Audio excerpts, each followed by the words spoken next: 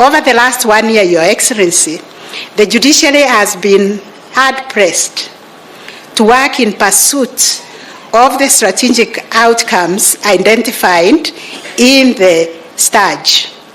The report shows that we have made great strides in ensuring that our justice system is accessible, it is efficient, it is also expeditious and cost-effective as mandated in the Constitution.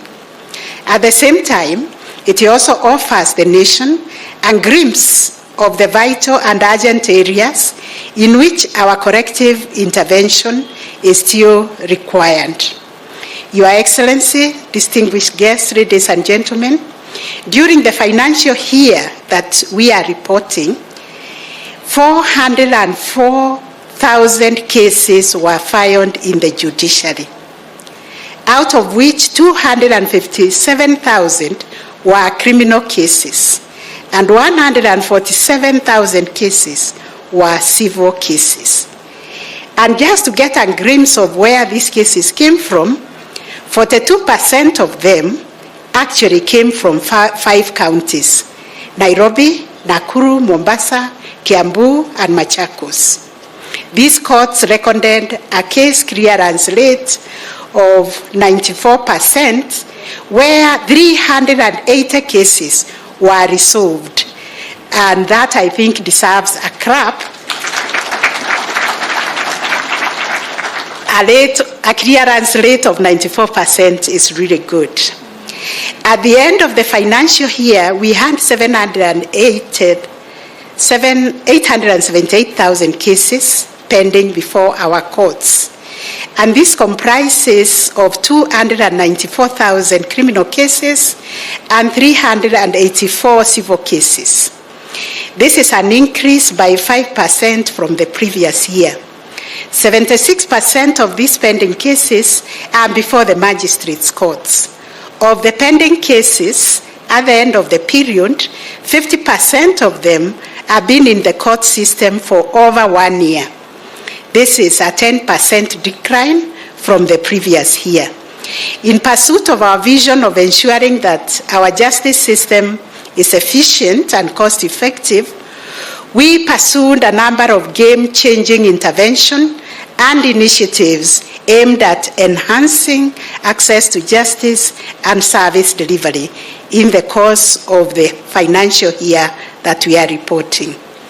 As a way of expanding the doorways of justice, 11 new ELC courts and 6 new High Court stations were established across the country.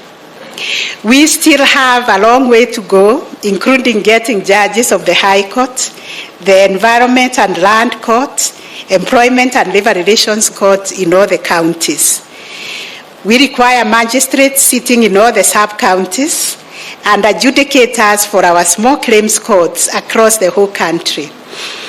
Addressing the human resource constraints in this regard is one of the areas where we are seeking the continued support of the Executive and Parliament. I will also speak briefly on the financial performance.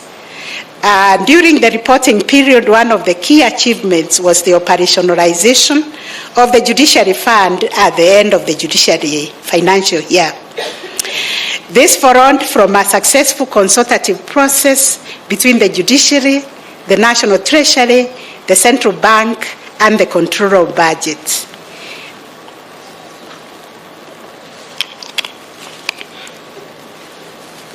The Judiciary Fund account and its operational accounts were opened and activated on July 1, 2022. The Judiciary Fund Committee has been established to oversee budget implementation and to regularly advise the Chief Registrar of the Judiciary on the performance of the fund. The judiciary allocation for the year 2021-2022 was 18.1 billion, out of which 15.9 billion was for recurrent expenses and Kenya shillings 2.154 billion was for the development budget. This represents about, Your Excellency, 0.6% of the total national budget, and just a small fraction of these resources of what is actually allocated to Parliament and the Executive. We never like to compare ourselves with other people, but when it comes to budget allocation, we are just short of shy of saying that consider the judiciary the same way you consider Parliament.